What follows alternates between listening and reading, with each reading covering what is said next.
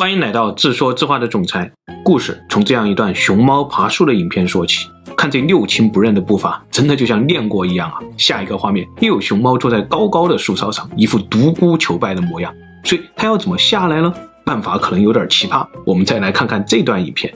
又是一只熊猫，不知道是轻功没有练到家，还真的是那个树枝太细，体重太美了，爬着爬着小树苗都弯了。但熊猫不管，我还要上去独孤求败了，继续爬，突然一下子就变成了荡秋千，这可怎么办？难不倒熊猫啊！注意看，它往下看了一眼，思考了1秒钟，索性就再往上爬，继续荡秋千。接着咔嚓一声，树枝断了，熊猫也跟着就摔了下来。但紧接着它一个侧滚翻，又圆滚滚的起身，还看了看摄像机这边，这么高，它难道真的摔下来没事吗？我们再看一段更古早的影片，像是2只野生大熊猫，其中一只倒挂金钩，还有意看向镜头，就像在显摆一样。但突然小树枝折断了，熊猫垂直坠落，摄影师都吓得叫出了声来，感觉有7、8米高啊！熊猫后背着地，也是翻了一个身，就继续看镜头。熊猫当真不怕摔吗？我们都知道猫有9条命，但你是熊猫啊，人家猫摔不死是因为在空中转体4脚缓冲，你这圆滚滚的身材每次都是后背着地，真的就不疼吗？原来这和熊猫身上的秘密装置有关。可别小看了熊猫，这是货真价实的上古神兽，从《山海经》里面一直活到了现实当中，它身上的各种谜团绝对超乎你的想象。熊猫为什么不怕摔？为什么会爬树？为什么又能靠呆萌征服世界呢？今天我们就来聊聊这个故事。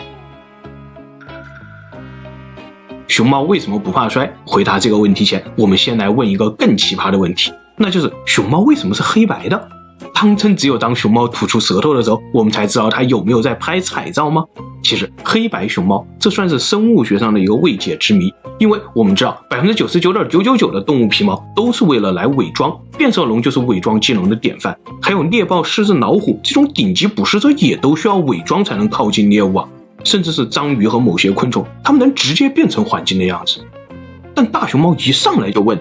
伪装，那你先告诉我什么颜色最不伪装吧？那当然是撞色啊，而大自然中最对比强烈的撞色是什么呢？那当然又是黑白啊，所以那就让我用黑白来作为伪装吧。这是什么逻辑啊？为了合理的解释这个熊猫逻辑了，专家们一共提出过这样几种猜想。第一，黑白伪装，试想一下，如果你前面有一棵大树，熊猫想要隐藏，但又身体太肥怎么办呢？很好办呢，我把那个白色的肚子藏住不就行了吗？四肢正好是黑色的，可以和环境融为一体啊。再试想一下，如果你在雪地里遇见熊猫，熊猫想要隐藏但又四肢太黑怎么办呢？还是很好办呢，我使劲一扑腾，把黑色的四肢扎到雪里，你不就看不到我了吗？别笑，真的，这是科学家正儿八经的猜想，因为熊猫的栖息地从低海拔的森林到高海拔的雪山跨度非常大，它们如何在这2种截然不同的环境色当中伪装呢？当然是进化出黑白撞色，这样就能一闪身一跺脚黑白通吃啊。显然这个说法虽然幽默风趣，好像还有那么一点点道理，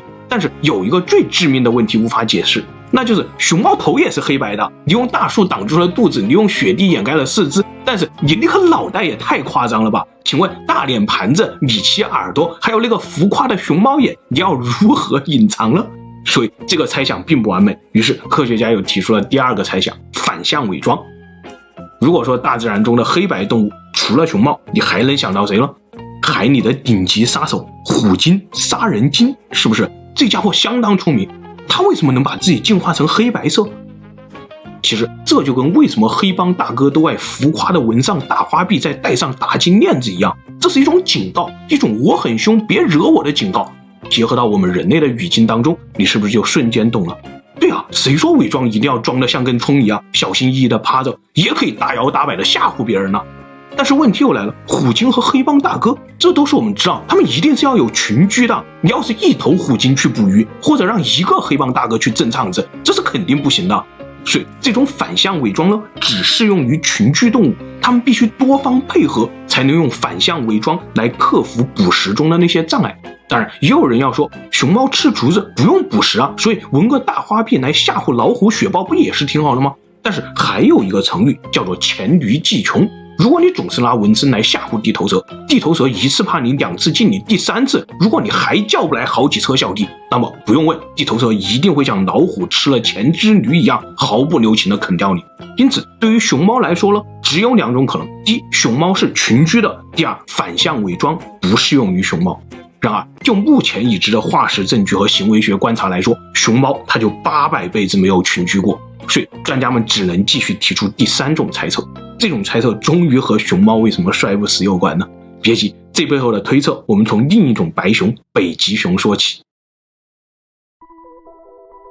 曾经有这样一幅梗图，北极熊和黑熊合体变成了超级赛亚熊猫，但是真当我们仔细研究北极熊为什么是白色的时候，这张梗图却变得非常深邃。当然，北极熊的白色是为了在冰天雪地里伪装，但事实上北极熊的白色皮毛里面还隐藏着另外一项上古黑科技，那就是北极熊一言不合就冬泳，它难道不冷吗？当真是不冷啊，这全是因为它白色皮毛当中有一种特殊的结构，叫做胸泡水质层。这层结构简直就是无数个微小的气囊，隔热保温效果比真空暖水壶还好。但是科学家们最近研究发现，胸泡水质层有利就有害，那就是它无法保证色素的有效附着，这也就让北极熊拥有了那种看起来很贵就很稀有的纯白色皮肤。所以能用这个思路来解释熊猫的黑白撞色吗？赶紧一研究，科学家们还真发现了熊猫的皮毛上也有很多胸泡水质层，而且熊猫的这个胸泡水质层呢和北极熊不一样，泡囊更大更蓬松，隔热效果可能稍微差了一点点，但是就像安全气囊一样，很大很松很防撞啊。所以为什么熊猫坠落它不能像猫咪一样四脚着地呢？因为后背是白色的，四肢是黑色的，只有后背那里才有足够多的胸泡水质层来扛伤害啊。肚皮当然也能扛得住，但是那里的骨头少，离内脏近，很容易扛出内伤。再比如这张登上过杂志封面的照片，熊猫宝宝用脸着地，是不是也是因为脸上的胸泡水质层比较厚了？有了胸泡水质层的加持，熊猫真的就有点肆无忌惮了，在树枝上蹦迪，在房顶上拆家，秋千失败就顺势起身，滑梯玩砸就连续翻滚，一言不合就胖揍队友，还有三雄鼎立不慎坠落，甚至这种熊猫洗澡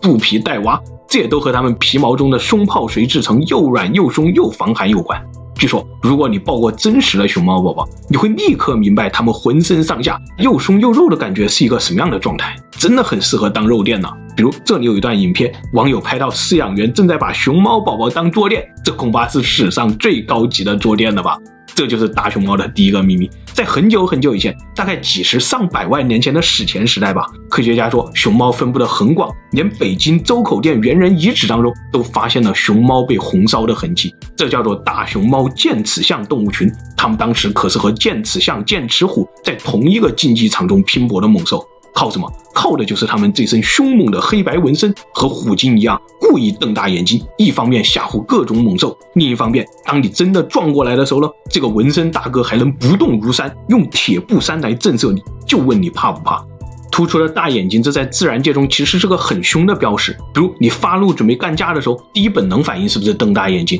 但是熊猫和虎鲸这种伪装假眼，怎么到了人类的眼里就变成了可爱的象征呢？是哪里出了问题吗？继续破解这个谜团，我们又将发现熊猫的第二个秘密，那就是它为什么能靠卖萌征服世界。这背后的谜团，专家们是从六角恐龙身上找到了答案，这个答案叫做幼态持续。最开始专家们研究蝾螈，发现蝾螈和青蛙虽然都是两栖动物，但是蝾螈不会变态，青蛙小时候是蝌蚪，长大了以后变成蛤蟆形态，但蝾螈小时候是蝌蚪，长大以后还是蝌蚪形态，只不过多了4只脚，这就叫幼态持续。然而在自然界当中，幼态持续并不是非常常见，绝大多数的动物会觉得幼态持续是一种非常恐怖的形态，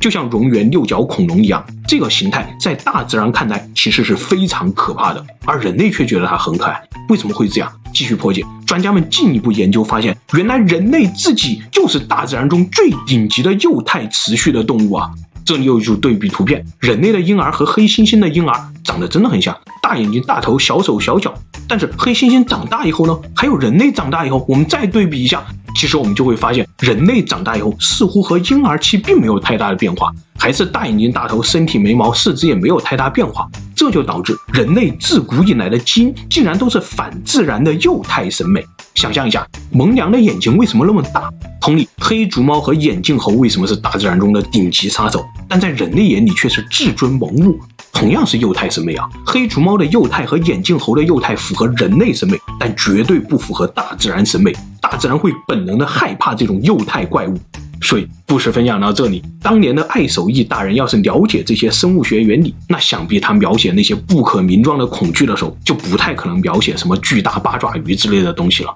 如果真的要描述一种高于宇宙、高于万物生灵的恐惧，那爱手艺大人理论上应该描述一头巨大的遮盖了整个星球不可名状的熊猫。好了，不扯远了，回到熊猫的故事。人类觉得熊猫很萌，这完全是因为我们的基因数长歪了。我们自己和蝾螈一样，搞出一个长时间的幼态持续，然后又被这种幼态基因驯化出幼态审美，结果哪知道了这种幼态审美其实是大自然的深层恐惧。理论上搞不好你穿一身萝莉装，再戴一个大眼甲筒，那是能在非洲大草原上吓跑狮子了，结果却一不小心变成了我们人类慢长上的大眼萌娘，真的是无心插柳柳成荫，这可就苦了我们的熊猫了。我天生一副社会大哥的纹身，而人类偏偏把我当万物萌娘。然而说来也怪，估计是大自然早就编写好的程序，幼态动物和幼态动物之间都还挺和谐的，就连虎鲸这种大杀四方的狠角色都不会轻易伤害人类。估计幼态动物联盟这是在上亿年前就已经缔结同盟关系的远古组织吧。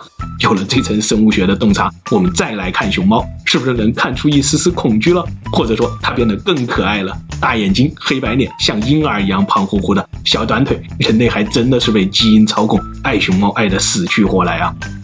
比如最具萌娘文化的日本，就是世界上租借大熊猫最多的国家。还有画面中这只正在徒手拖水桶的熊猫叫做如意，据说它这是入乡随俗，活脱脱的在莫斯科动物园当中被养成了功夫熊猫啊。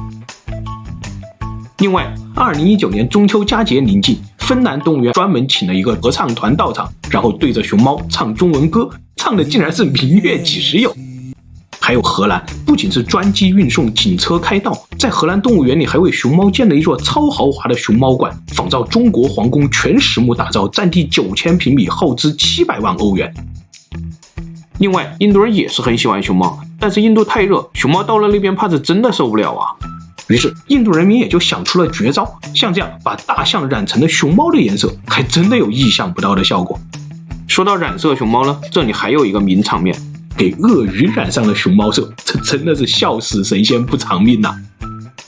还有这张坐在池子边乘凉思考人生的名场面背影，这其实是熊猫惯用的背影杀，真的好多人都拿它当头像。而事实上呢，熊猫爬高展示背影，这在自然界中是熊猫求偶的方式，爬得越高就证明这只熊猫越强壮，越能吸引异性。同时另一方面呢，熊猫也在登高求败，告诉森林里的宵小们，上古恐惧在此，尔等速速退下。但是现在人工圈养的大熊猫繁殖比较困难，很早期的时候就有资料流出，说是大熊猫繁殖基地会给熊猫看猫片，一方面是提高它们的兴致，另一方面是教会它们各种知识。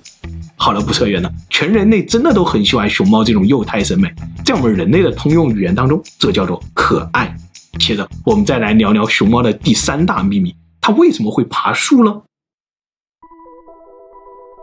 熊猫有几根手指？这个问题有点冷，赶紧回忆一下，鱼和熊掌不可兼得，熊掌好像和人类一样是5根指头，难道熊猫不是5根指头吗？其实熊猫还真和熊掌不一样，它们每一个都是货真价实的6指琴魔，而这个6指琴魔的背后呢，大概又和这段熊猫叉腰的影片有关。注意看，影片里的熊猫像是在和饲养员理论一样，双手叉腰，一副脑干部的样子。熊猫的直立性和平衡性其实非常好，估计大家难以想象70年代的时候，熊猫竟然是可以当街杂耍的。只能说我们今天滚滚们的生活来之不易啊，祖先们也曾街头卖艺。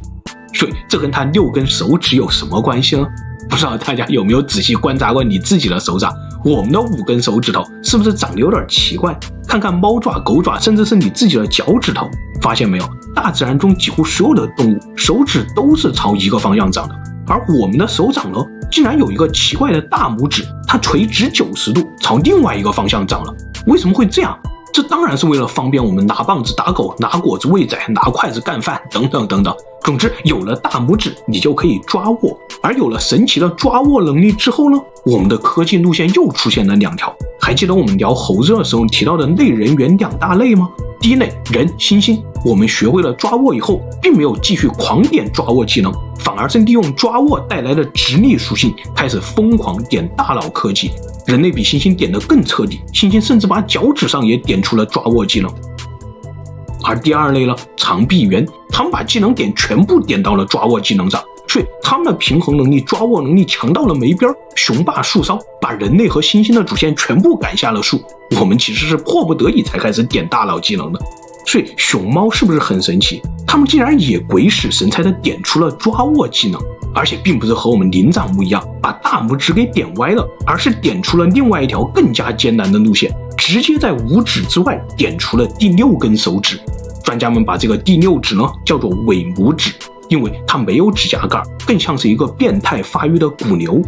有了这根尾拇指了，熊猫感觉都快要加入灵长目了。从此以后，它的平衡性、直立性都朝着灵长目的方向发展。所以熊猫爬树，这真的就像入赘灵长目的女婿一样，完全不比某些没毛的猴子差呀。有了拇指以后呢，抓握技能还给熊猫带来了一个优势，那就是它可以疯狂干饭。这里有一张熊猫的作息图，你发现没有？熊猫每天吃饭13个小时，睡觉10个小时，玩耍1个小时。这是因为熊猫吃竹子，但它其实并没有能力很好的消化竹子，于是熊猫就只能每天不停的吃啊吃，每天要吃掉体重20%的竹子，甚至时间紧迫，迫不得已边吃边拉。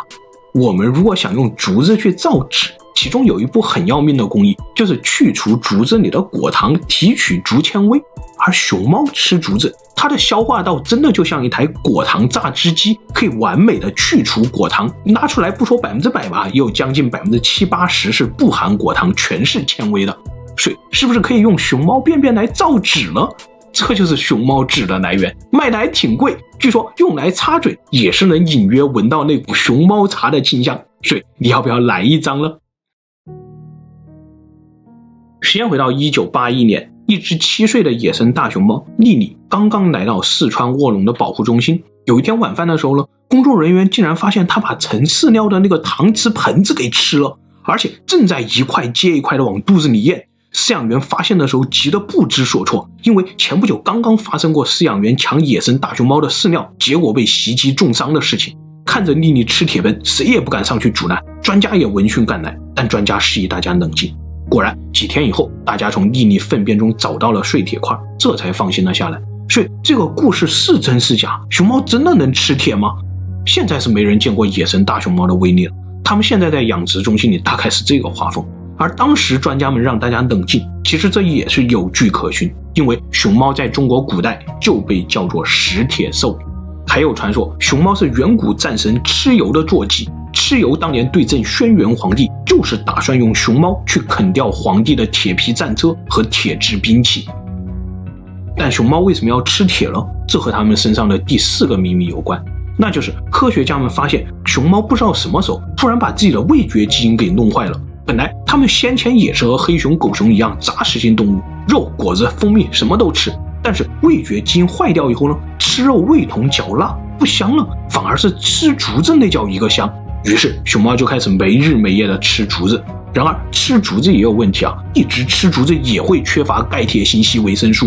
因此不得已，野生大熊猫偶尔也会捕食一些肉类，但捕食肉类还是不够补充，于是野生大熊猫就会去啃石头、啃铁皮。后来专家们发现，熊猫啃石头是在补钙，啃铁皮是在补铁，尤其是熊猫怀孕的时候，它们需要大量的钙和铁，甚至有专家还发现熊猫有固定的怀孕季节，这个季节恰好是山上那些含钙高的竹子繁盛的季节。还有一个故事说，1982年秦岭大熊猫保护站当中突然来了一只野生的熊猫妈妈，工作人员又惊又喜。那天下着漫天的大雪，工作人员其实也没有多余的口粮分给熊猫，但其中一个专家断定他是来找人类要铁吃的。果然后来证实这只熊猫妈妈怀孕了，而她在山上呢又找不到含铁含钙高的食物。可别小看熊猫的咬合力，据研究有1200牛顿左右，这和中熊的水平相当，而且它们能在山林和雪地里跑出40公里每小时的速度，相当于100米11秒，国家2级运动员的水平。野生大熊猫发起狠来也能一掌拍断柴狗的脊柱，本质上它还是一头熊，蚩尤当年用它冲锋也不是没有道理啊。这里有一段1996年熊猫专家在秦岭野外偶遇大熊猫的片段。片段里的熊猫叫做小三儿，它是在秦岭保护中心被救治过的一只野生熊猫，后来放归山林。这会儿工作人员又在野外与它偶遇，天空中下着小雪，真的很温馨的画面呢。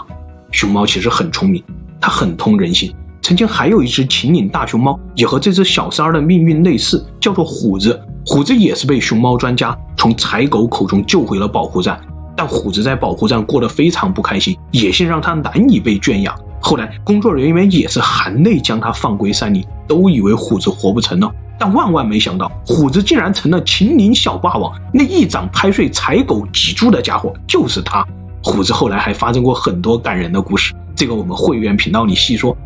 当然，现代的10大熊猫顶流当中也有一只很特别的秦岭大熊猫，它叫做七仔，也是一只被救回保护中心的野生大熊猫，但它竟然长出了罕见的棕色毛发，非常神奇。而为什么熊猫中会出现这种棕色现象呢？这其实是目前还没有破解的另外一个熊猫之谜。现在的大众视野当中，保护站中的熊猫滚滚们被评为10大顶流，有霸气十足的西直门三太子萌男，网友们都说他是不是应该改名叫做猛男呢？还有行走的三角饭团荷花，荷花是个行动缓慢的小妹妹，总是被同学欺负，饲养员爷爷也总是操着一口四川话果赖果赖，这是要给荷花偏心加餐。其实荷花的哥哥那可是功夫熊猫的原型啊，荷花真的是家族中的小妹妹，十分呆萌。还有棕色的七仔，爱打麻将的四喜丸子，包括保护中心里的江左梅梅、发箍奶爸，还有果来爷爷等等等等，他们都是现在的顶流明星。有关他们的故事了，我们后面接着分享。好了，今天的故事就分享到这里，谢谢大家。最后夫人说，你这双大眼睛原来是用来吓唬狮子的。